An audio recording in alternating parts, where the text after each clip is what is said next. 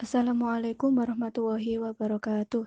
Di sini kami dari kelompok 4 yang beranggotakan saya, Tika Lailatul Nisa, dan teman saya Ina Lestari Ningsih.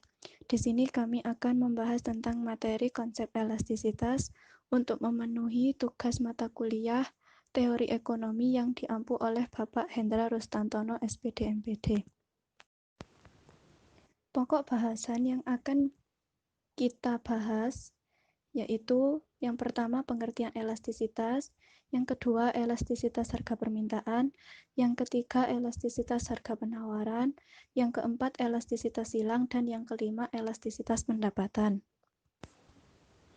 Yang pertama pengertian elastisitas. Dalam ilmu ekonomi, elastisitas adalah perbandingan perubahan proporsional dari sebuah variabel dengan perubahan variabel lainnya. Dengan kata lain, elastisitas mengukur seberapa besar kepekaan atau reaksi konsumen terhadap perubahan harga. Yang kedua, elastisitas harga permintaan. Elastisitas harga permintaan adalah suatu alat atau konsep yang digunakan untuk mengukur derajat kepekaan atau respon perubahan jumlah atau kualitas barang yang dibeli sebagai akibat perubahan faktor yang mempengaruhi. Jika jumlah barang besar reaksinya terhadap perubahan harga, maka suatu penurunan harga akan menaikkan jumlah pengeluaran konsumen untuk barang tersebut. Berarti juga menaikkan penghasilan. Jika jumlah barang tidak ada atau kecil reaksinya terhadap perubahan harga, maka perubahan harga hanya akan menurunkan jumlah penghasilan yang diterima penjual dari penjualan barang tersebut. Selanjutnya, faktor yang mempengaruhi elastisitas harga permintaan. Yang pertama, ketersediaan barang. Ketersediaan barang substitusi atas suatu barang dan juga semakin tinggi tingkat kemampuannya mensubstitusi, maka permintaan barang tersebut semakin elastis. Yang kedua, intensitas kebutuhan atau desakan kebutuhan.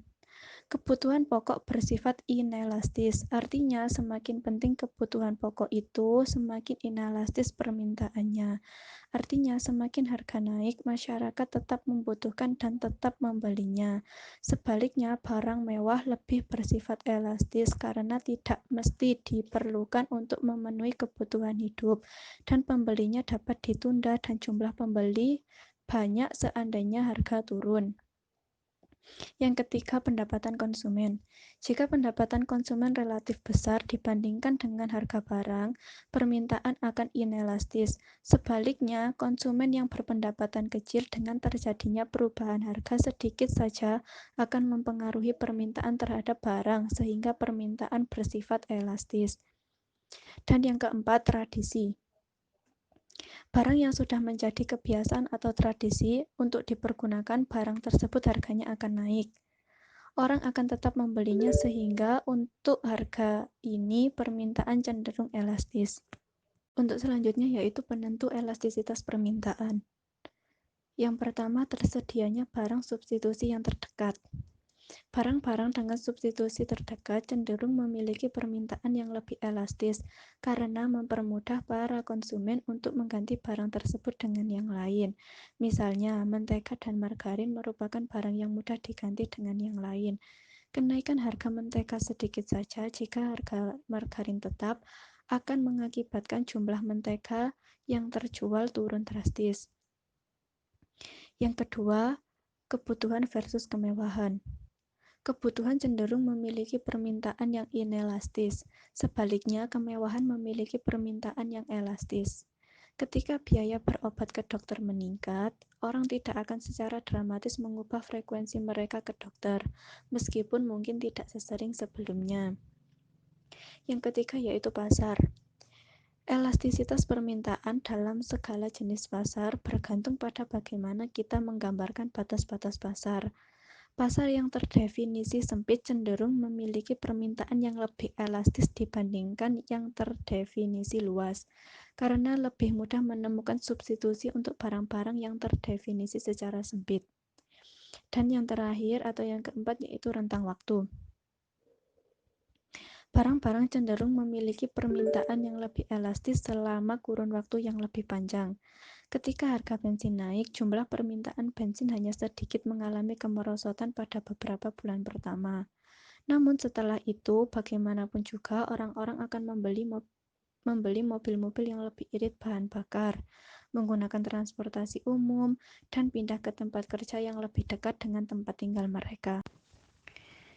Untuk selanjutnya, rumus elastisitas harga permintaan. Rumus elastisitas harga permintaan, ED, yaitu elastisitas harga permintaan sama dengan dQ per dP dikali P per Q. Dengan ED itu adalah elastisitas harga permintaan, yang Q adalah jumlah barang yang diminta, dan P adalah harga barang tersebut. Pokok pembahasan yang ketiga yaitu elastisitas harga penawaran. Pengertian elastisitas harga penawaran diartikan sebagai suatu alat untuk mengukur respon produsen terhadap perubahan harga. Perhitungan elastisitas harga penawaran sama dengan perhitungan pada elastisitas harga permintaan. Hanya saja perbedaan pengertian jumlah barang diminta diganti dengan jumlah barang yang ditawarkan.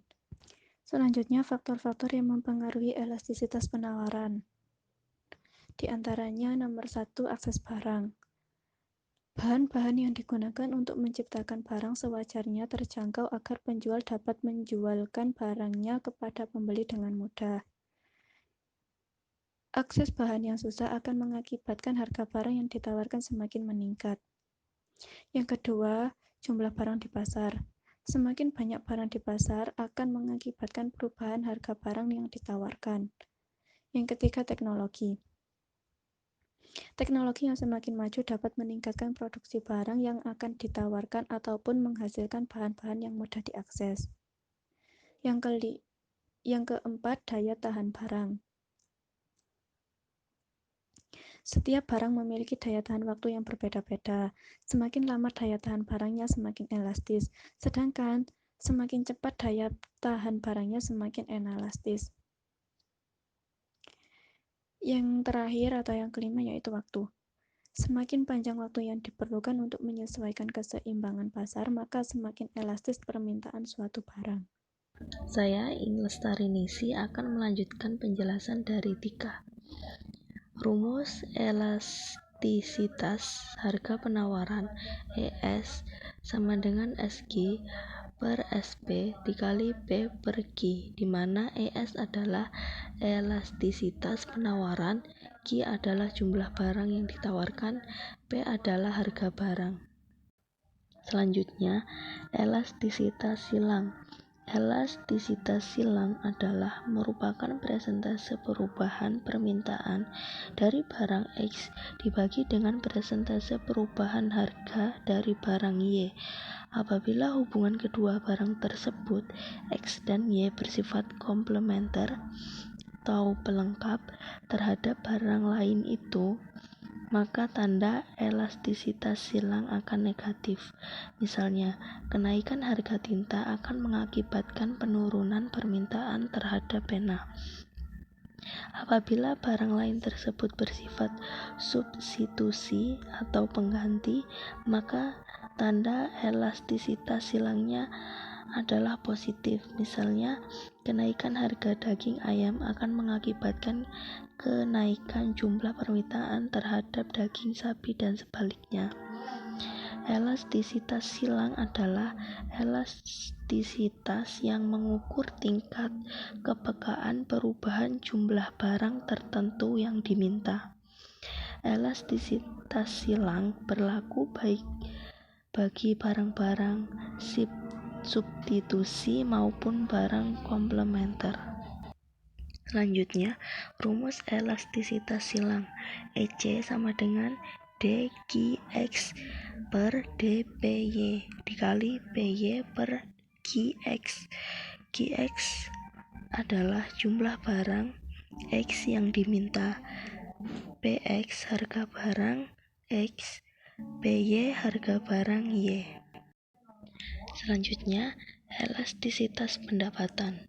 Suatu perubahan, peningkatan atau penurunan daripada pendapatan konsumen akan berpengaruh terhadap permintaan berbagai barang. Besarnya pengaruh perubahan tersebut diukur dari apa yang disebut elastisitas pendapatan. Elastisitas pendapatan merupakan perubahan permintaan yang diakibatkan perubahan pendapatan konsumen. Ada keterkaitan erat antara pendapatan seseorang dengan tingkat konsumsi atau permintaan atas suatu barang tertentu. Selanjutnya, rumus elastisitas pendapatan. EY sama dengan persentase perubahan jumlah barang yang diminta per persentase perubahan pendapatan, atau EY sama dengan DQ per DY dikali Y per Q. EY sama dengan positif termasuk barang normal. Jika pendapatan naik menyebabkan kenaikan jumlah yang diminta, EY sama dengan negatif termasuk barang inferior.